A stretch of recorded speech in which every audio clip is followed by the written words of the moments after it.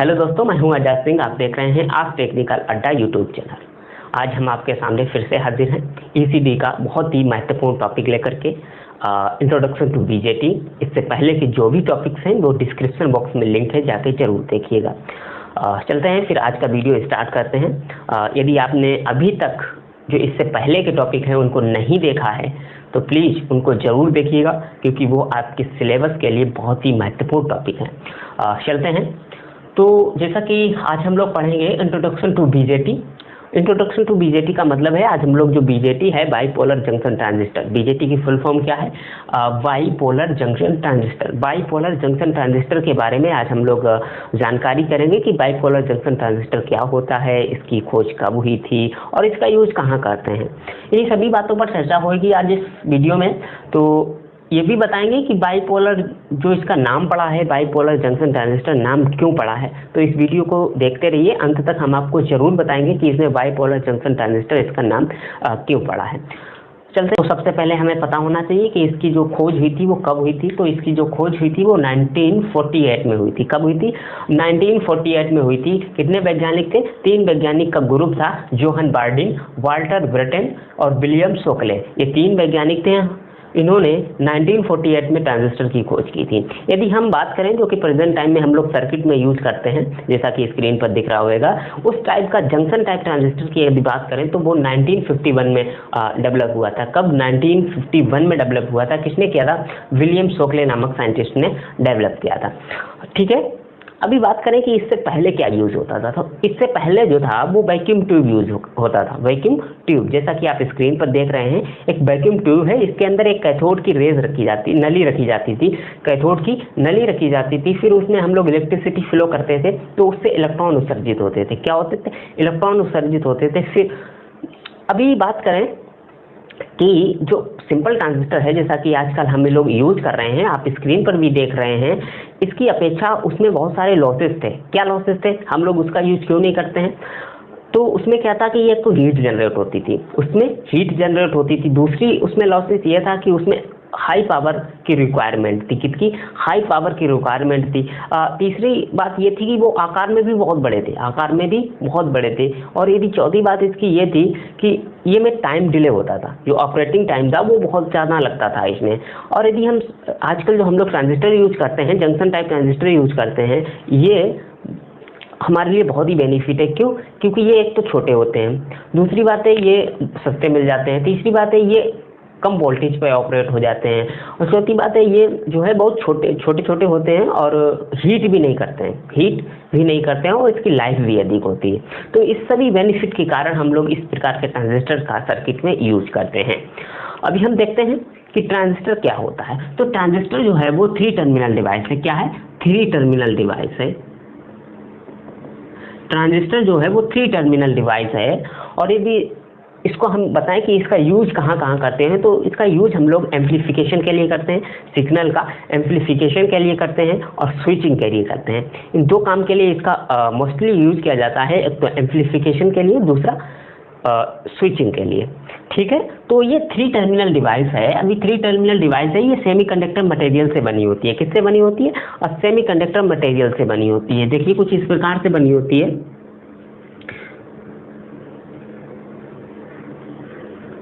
ये जो है वो 2 प्रकार के मटेरियल से मिलकर बनी होती है। कितने? 2 प्रकार के मटेरियल से मिलकर बनी होती है। ये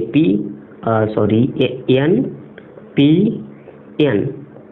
ये ऐसा होता है कि इसमें 2 प्रकार, इसमें N टाइप मटेरियल लिया हमने और N टाइप मटेरियल के बीच में हमने P टाइप मटेरियल का सैंडविच करा दिया। क्या? एक N टाइप मटेरियल लिया, फिर उसके बीच में हमने एक P टाइप मटेरियल का सैंडविच करा दिया, डोपिंग करवा दी, जिससे कि हमारी जो डिवाइस बनके तैयार हुई है वो हमारे पास है NPN ट्रांजिस्टर। क्या है? NPN transistor. इस क्षेत्र को हम लोग कहते हैं बेस, ये बीच वाले P को कहते हैं बेस, इसे कहते हैं कलेक्टर और इसे कहते हैं हम लोग एमीटर। ओके। यहाँ से ये 3 टर्मिनल, इसके 3 टर्मिनल निकलते हैं, ये इस प्रकार से। तो ये जो होगा वो एमीटर टर्मिनल होगा। कौन सा होगा? एमीटर टर्मिनल होएगा। और ये जो होएगा वो बेस टर्मिनल होएगा। अभी ये कौन सा टर्मिनल होएगा? Collector terminal. इस प्रकार से ये 3 टर्मिनल डिवाइस होती है, ठीक है। और इसमें जंक्शन कितने होते हैं? इसमें 2 जंक्शन होते हैं, एक तो J1 जंक्शन, एक J2 जंक्शन।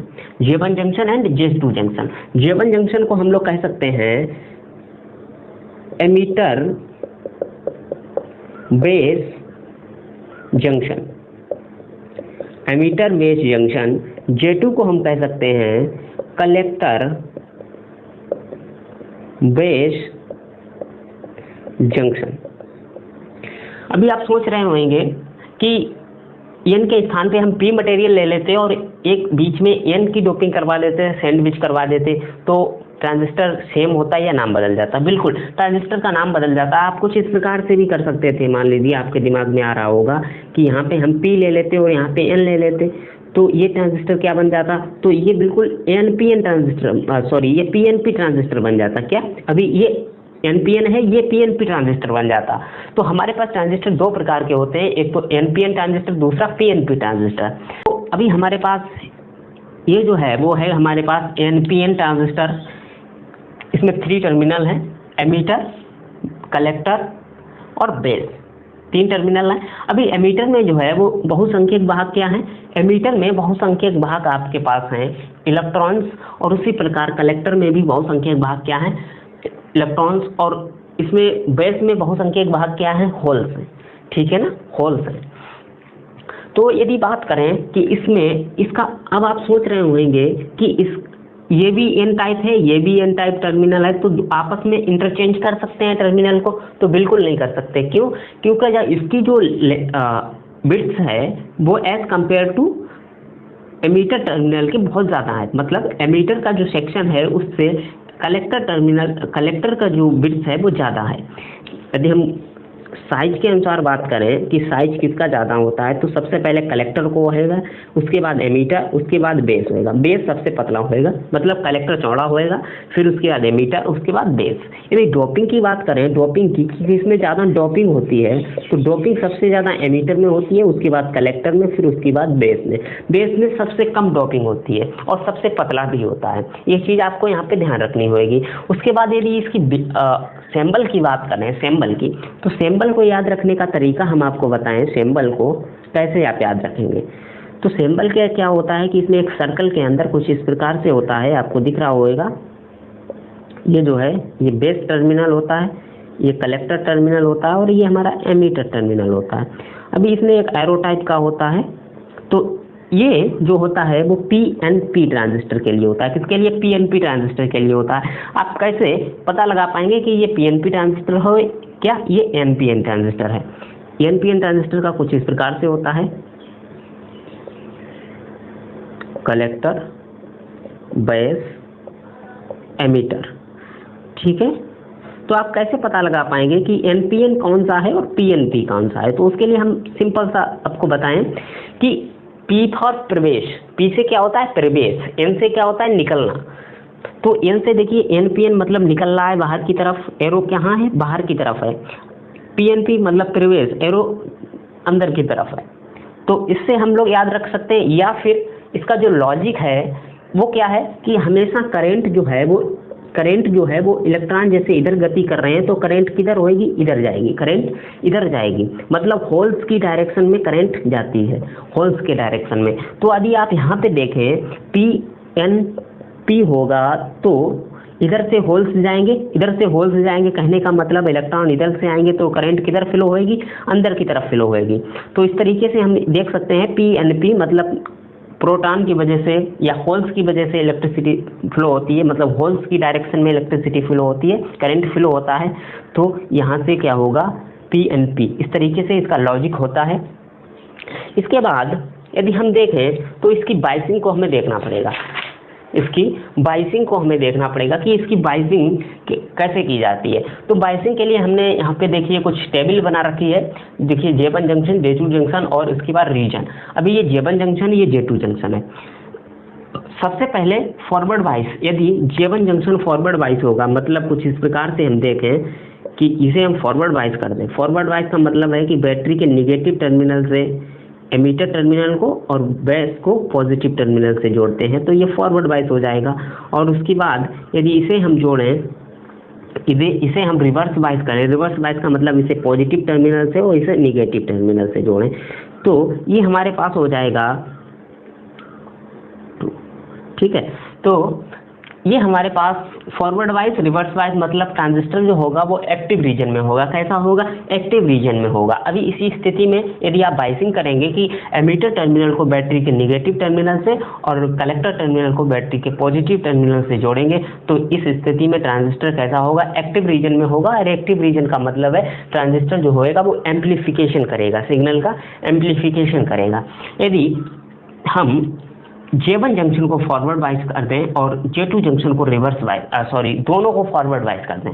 दोनों को फॉरवर्ड वाइज करने का मतलब है कुछ इस प्रकार से, इसे हम निगेटिव से कनेक्ट कर देंगे और इसे हम पॉजिटिव से कनेक्ट कर देंगे, तो ये फॉरवर्ड वाइज हो जाएगा। दोनों जंक्शन आप देख रहे हैं फॉरवर्ड वाइज हो जाएगा। तो इस स्थिति में क्या होगा? ट्रांजिस्टर जो होगा वो सैचुरेशन रीजन में कार्य करेगा। कैसे? सैचुरेशन रीजन में कार्य करेगा और ये ऑन स्विच का काम करेगा। कैसा? ऑन स्विच का कार्य करेगा। जैसा कि हमने बताया था कि ट्रांजिस्टर को हम एम्प्लीफिकेशन के लिए या फिर स्विचिंग के लिए यूज कर सकते हैं। तो यदि दोनों जंक्शन को फॉरवर्ड वाइज कर देंगे तो हमारा जो ट्रांजिस्टर है वो ऑन स्विच के जैसे कार्य करेगा। इसके बाद यदि पहला हम रिवर्स बायस कर दें और दूसरा भी हम रिवर्स बायस कर दें, मतलब इसे हम रिवर्स बायस कनेक्ट कर दें और इसे भी रिवर्स बायस कनेक्ट कर दें,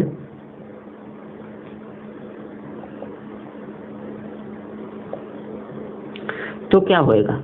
यदि इसे दोनों को रिवर्स बायस कर दें तो कट ऑफ रीजन में कार्य करेगा। ट्रांजिस्टर जो होएगा वो कट ऑफ रीजन में कार्य करेगा। कट ऑफ रीजन मतलब ऑफ स्विच का जैसे, मतलब स्विच ऑफ जैसे कार्य करेगा। उसके बाद यदि इसे रिवर्स बायस करें और इसे फॉरवर्ड बायस करें, इसे रिवर्स बायस करें और J1 जंक्शन रिवर्स बायस करें और इसे हम फॉरवर्ड बायस करें, तो जो होएगा वो क्या होएगा? हमारा इन्वर्टर की तरह कार्य करेगा।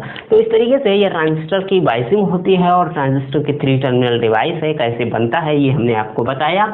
और इसकी बाद आपको हम ये बता दें कि बाईपोलर जंक्शन इसका नाम क्यों पड़ा? बाईपोलर जंक्शन इसका नाम पड़ा क्यों? तो इसको हम लोग देखते हैं बाईपोलर जंक्शन इसका नाम क्यों पड़ा। जैसा कि आपको पता होगा कि इसमें बहुसंख्यक भाग क्या है? इलेक्ट्रॉन्स हैं और इसमें होल्स हैं। इसमें क्या है? होल्स हैं और इसमें इलेक्ट्रॉन्स हैं। तो इसमें भी इलेक्ट्रॉन्स हैं। अभी इसमें आपको दिख रहा होगा कि 2 प्रकार के चार्ज, बहुसंख्यक भाग कितने? 2 प्रकार के हैं। इस पूरी डिवाइस में 2 प्रकार के बहुसंख्यक भाग हैं। बहुसंख्यक भाग कितने प्रकार के हैं? 2 प्रकार के हैं। 2 प्रकार के बहुसंख्यक भाग के कारण करंट इसमें फ्लो होगा, तो इसीलिए इसे कहते हैं बाईपोलर। मतलब इसमें 2 प्रकार की पोलैरिटी है, एक तो इलेक्ट्रॉन के कारण और एक है होल्स के कारण, इसीलिए इसका नाम पड़ा है बाईपोलर जंक्शन ट्रांजिस्टर। ठीक है ना? और इसका जो ट्रांजिस्टर नाम पड़ा है वो ट्रांसफर प्लस रजिस्टर से पड़ा है। ट्रांजिस्टर जो नाम पड़ा है वो ट्रांसफर प्लस रजिस्टर से नाम पड़ा है। अभी ये नाम कैसे पड़ा हम बताएं। तो ट्रांजिस्टर नाम जो पड़ा है वो transfer plus register. Transfer plus register कैसे? मतलब जब आप इसे फॉरवर्ड बायस करेंगे, J1 जंक्शन फॉरवर्ड बायस करेंगे तो करंट जो है इधर इलेक्ट्रिसिटी फ्लो होगी, इधर इलेक्ट्रॉन जो है इधर फ्लो होंगे। अब इलेक्ट्रॉन इधर फ्लो होंगे तो इसकी डिप्लेशन रीजन जो होगी J1 जंक्शन की वो कम हो जाएगी as compare to J2 junction. As compare to J2 junction की अपेक्षा J1 जंक्शन की डिप्लेशन लेयर कम होएगी, मतलब इसका जो रेजिस्टेंस होएगा वो कम होएगा और J2 जंक्शन का जो रेजिस्टेंस होएगा वो अधिक होएगा। तो एम्प्लीफिकेशन करते वक्त हम लोग आउटपुट कहाँ से? कलेक्टर से लेते हैं। तो इस प्रकार से ये इसका जो रेजिस्टेंस है वो इसकी अपेक्षा कम है, J2 जंक्शन की अपेक्षा कम है। तो रजिस्टर जो है वो ट्रांसफर हो रहा है, पहले कम था फिर हाई हुआ, मतलब रजिस्टर ट्रांसफर हो रहा है, इसीलिए इसका नाम पड़ा है ट्रांसफर प्लस रजिस्टर अर्थात ट्रांजिस्टर। तो उम्मीद है जो आज का वीडियो था वो आपको अच्छा लगा होगा। यदि आपको अच्छा लगा हो तो प्लीज़ मेरे चैनल आज टेक्निकल अड्डा को सब्सक्राइब कीजिए। आज के लिए इतना ही, फिर मिलते हैं किसी नए वीडियो नए टॉपिक के साथ। हाँ, आपको याद दिला दें कि अभी तक आपने यदि मेरे चैनल को सब्सक्राइब नहीं किया है तो सब्सक्राइब कर लीजिए और अपने दोस्तों तक शेयर कीजिए। और वीडियो यदि पसंद आता है तो लाइक शेयर सब्सक्राइब जरूर करें। थैंक यू दोस्तों, फिर मिलते हैं किसी नए वीडियो नए टॉपिक के साथ। Thank you.